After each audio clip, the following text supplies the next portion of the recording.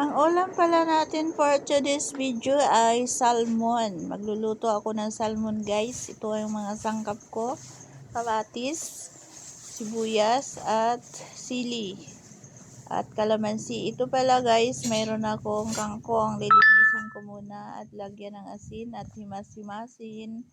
At ayan, ating handaan sa ating pagluluto. Kailangan nating linisin ng mabuti ang ating kangkong kay syempre nasa tubig. Oh. At ito na, magprito pala, may talong pala ako guys. Ipiprito ko muna ang aking mga talong. Talong guys, piprituhin natin. O ayan. At naluto na, haunin na natin ang ating mga talong. Sarap yan guys, sausawan, may sausawan. At naggisa na naman ako guys, dito pa rin sa kawali na aking pinaglutuan ng talong. Ginisa ko yung aking sangkap para sa pagluluto ko ng aking kangkong. Ayan, mag-adobo mo ako ng kangkong. Ang ito pala guys, sinalo ko ay yung hipo na maliliit guys. Yung alamang na tuyo. Alam nyo ba yun? Yung tuyo na alamang. Yan yung hinalo ko sa aking adobong kangkong. At ito na nga guys, pinuhos ko na ang aking kangkong at ginisa. Ayan, masarap yan guys. Luto-luto natin ang ating kangkong ng maigi para matanggal ang kung anumang mga nakadikit dyan. At naglagay pala ako ng soy sauce para sa aking pangtimpla. Halo-halo uli ang ating kangkong. Ayan, at ilagyan ko ng mga sangkap. May inilagay akong bell pepper para mabango yung aking kangkong. Nilagyan ko siya ng konting bell pepper. At ayan na nga guys, malapit nang maluto. At ito pala guys, nagluto din ako ng salmon.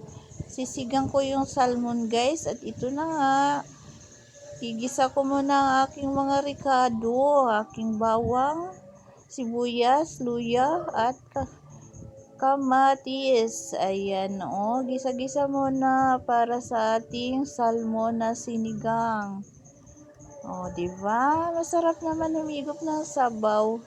Kaya, ayan. Ito na, ilunod ko na ang aking salmon. Siyempre, ang ulo lang talaga ang masarap dyan. Ulo lang talaga ang aking niluto na yan, guys. Para masarap ang ulo talaga, guys. Diba? Gisa-gisahin mo natin ng konti. At lalagyan natin ng sabaw para sa ating sinigang. Buhusan natin ng 1 galon na tubig para marami tayong higupin. At ayan na, may asin siya na nilagay ko. At i-ready ko na rin ang aking pampaasim at aking pampalasa na magic. Sinigang sa UFC. Baka naman. At yung magic. Ayan, konting budbud lang ng ating magic. Diba? Halo-haloin na uli natin. Hinalo-halo lang talaga yan guys hanggang sa mahalo. Diba? Mayroon pang sangkap na naiwan kaya ibinuhos ko na rin. Sayang din naman. Sige, ready na. Maluluto na yan ang ating nilagyan ko pala ng kalamansi guys para sure talaga na yung mga lansa na yan at matanggal sa kalamansi. Diba? Ang bango ng aking luto. Wow, nakakagutom talaga. Sarap na kumain.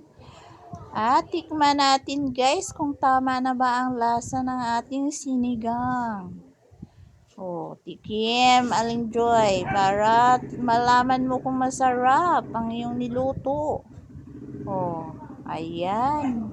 Pwede na yan. At ito na nga, kumain na kami. Ayan na yung mga niluto ko kanina. Sarap na